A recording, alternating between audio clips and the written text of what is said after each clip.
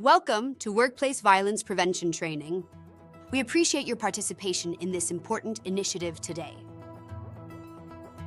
In today's training, you will learn about California's workplace violence prevention law, learn how to identify, evaluate, and correct workplace violence hazards, learn the provisions of OPS Workplace Violence Prevention Plan, WVPP, and how you can get involved in developing and implementing our plan.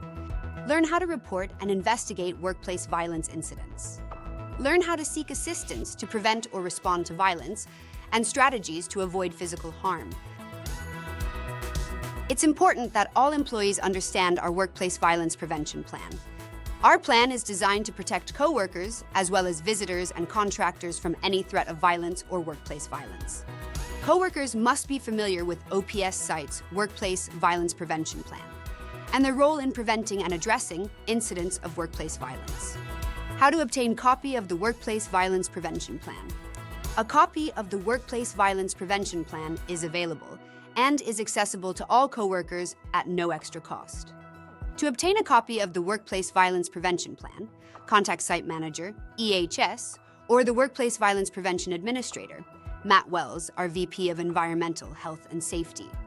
You can reach out to him by calling 214-945-9642. A Workplace Violence Prevention Plan posting will be on all sites' Safety HR Communication Board and stored on the site's shared drive and/or SharePoint site.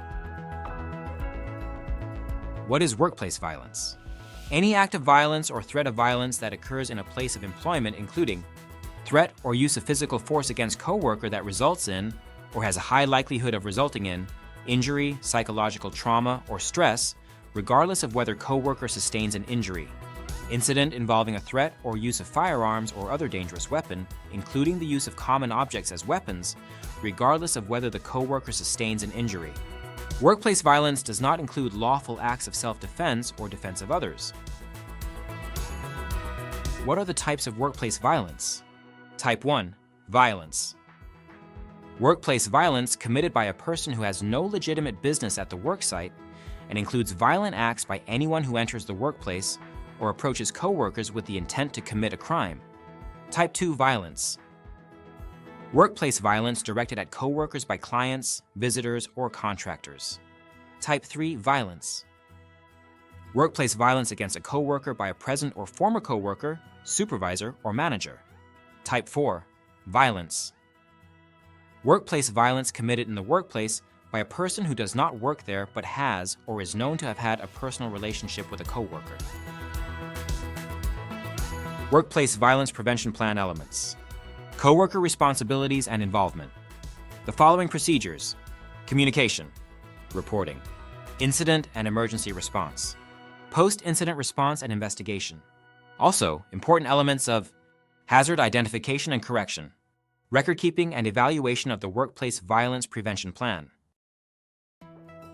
Coworker responsibility and involvement. Know your role. All coworkers are responsible for using safe work practices, following policies and procedures for maintaining a safe work environment, and promoting safety wherever and whenever possible. Coworker responsibilities include: be respectful to all persons. Refrain from threatening, harassing, or dangerous behavior. Report all threats, violent acts, or workplace hazards to your supervisor or manager. Cooperate with efforts to resolve workplace violence concerns. Evaluate each situation. Document any workplace violence incident. Call security or law enforcement if a coworker, visitor, or contractor is demonstrating violent behavior and safety may be compromised. OPS encourages active involvement of coworkers and their unions in developing and implementing the plan. How to prevent workplace violence. 1. Evaluate each situation. 2. Be alert to potential dangers and trust your instincts. 3. Do not isolate yourself. 4. Always keep an open path for exiting. 5. Recognize pre-attack behavior. Some examples to look out for: widening of the eyes or jerky eye movements, quick breathing, clenched fists or twitching muscles, uncontrolled yelling. Coworker role reporting workplace violence and the response. When in doubt, report.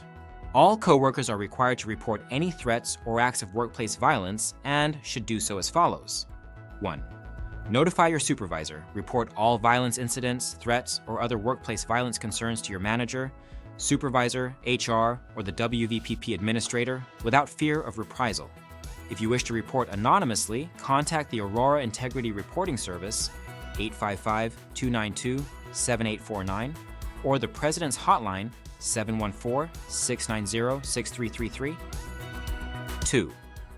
The manager, supervisor, or manager on duty will contact law enforcement if appropriate and coordinate with law enforcement on the reporting and investigation of the violent incident.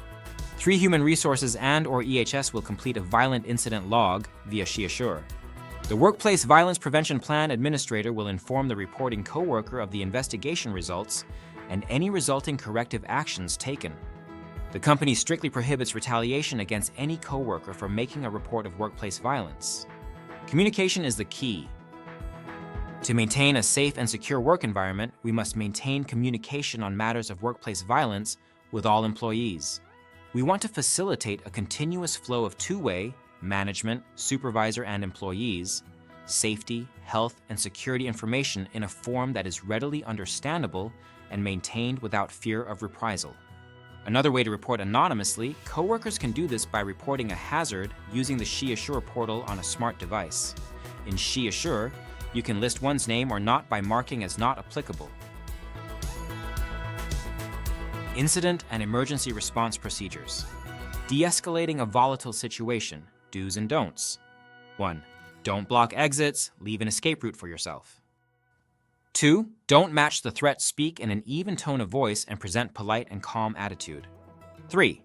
Don't give orders, keep communication simple, to the point, and focused. 4.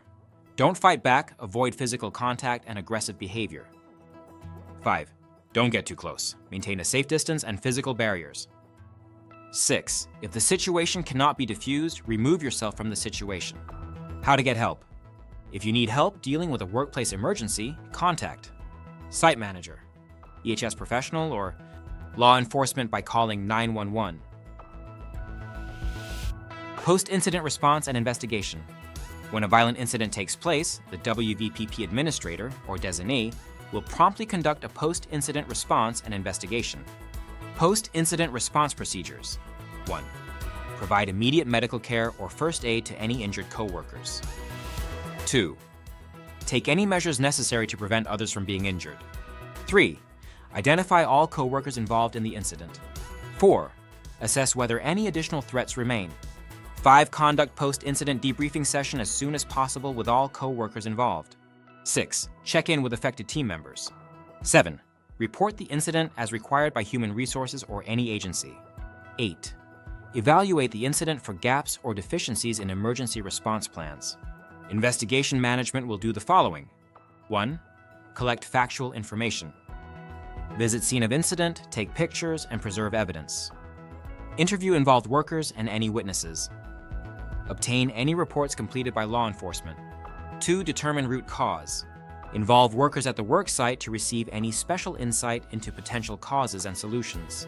Examine the area for security risk factors associated with the incident, including any previous reports of misconduct by the perpetrator. Identify any contributing causes. 3. Identify and institute any corrective actions and preventative measures. Hazard security assessment. We will conduct periodic inspections of the workplace to identify and evaluate workplace violence hazards and threats of workplace violence. Inspections will be performed. 1. After each workplace violence incident. 2. When new or previously unidentified security hazards are recognized. 3. Annually by internal or external resource. Examples of workplace hazards. Working in isolated locations. Poor lighting. Leaving employee access doors unlocked. No system to warn others of security dangers, for example, alarms. Lastly, no effective escape routes. Report workplace hazards. If you become aware of a workplace hazard, report the hazard to your supervisor, manager, or the Work Violence Prevention Plan Administrator. Document the hazard and take photos so that management can correct the unsafe conditions and/or work practices in a timely manner based on the severity of the hazard. Retaliation against any coworker for reporting a workplace hazard concern is strictly prohibited. Hazard correction. We will correct unsafe conditions in a timely manner based on the severity of the hazard. Each employee plays a part in helping management correct workplace hazards. Examples of corrective measures include: request a security escort when working in isolated areas, report burned out or inadequate lighting, keep employee access doors closed and locked, report unknown strangers and suspicious behavior, use the buddy system for emergency events, warn others of any security danger. Active shooter, here's what you need to know.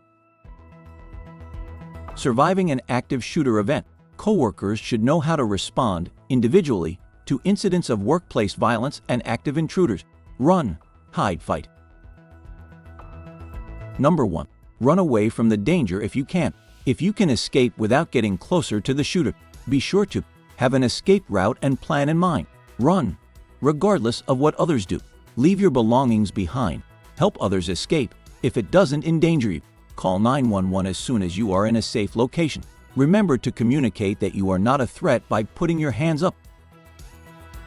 To hide if you can't run. Your hiding place should be out of sight, concealment, and example can be a dark office. Provide protection from bullets, cover. An example can be a heavy door, and not trap you or restrict your options for movement or escape. To prevent a shooter from finding and entering your hiding place, lock the door. Blockade the door with heavy furniture, lights, radios, phones, etc. turned off. Do not shout or make noise. 3. Fight if you can't run or hide. Experts say complying and begging usually won't work. You have to fully commit. You're fighting for your life. Highly aggressive. Scream, yell, rush forward. Throw things. Use improvised weapons. Scissors, lamp. Move toward exits while distracting shooter. Attack groin, eyes, knees, throat. Don't ease up or stop until you are safely evacuated or the shooter is down for good. Coworker, visitor, or contractor violence. OPS has a zero-tolerance policy for violent acts or threats of violence against our coworkers, visitors, or contractors. Includes discussions of use of dangerous weapons, even in a joking manner. If you're subjected to or threatened with violence by a coworker or anyone else at work, or you are aware of another individual who has been subjected to or threatened with violence, you are to report this information to your supervisor or manager or human resources as soon as possible.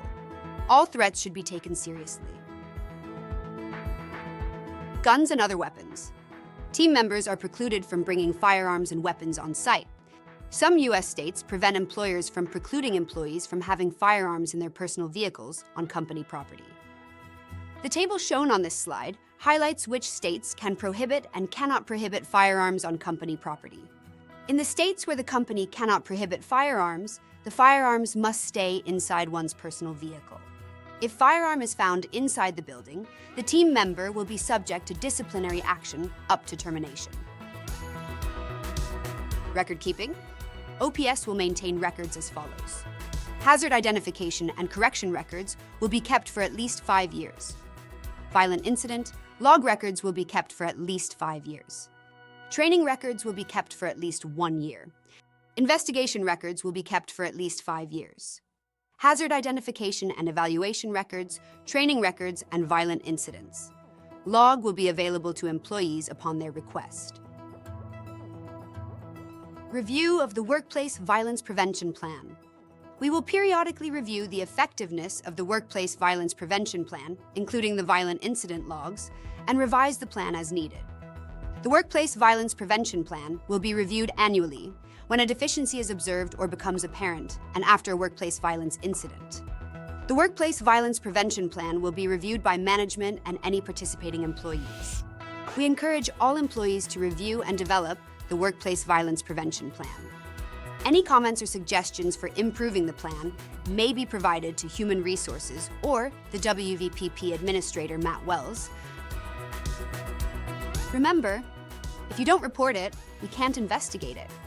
If you witness, experience, or learn of any non-emergency violent incidents, report the incident to your manager or supervisor or by calling the WVPP Administrator. If you think a matter is an emergency, dial 911. For any questions, concerns, or suggestions regarding this training or the WVPP, please contact the WVPP Administrator, Matt Wells, at 214-945-9642 Thank you for your participation in our workplace violence prevention training. If you have any questions, please reach out to your local site leader, safety representative, or HR. They will be glad to answer any questions you might have.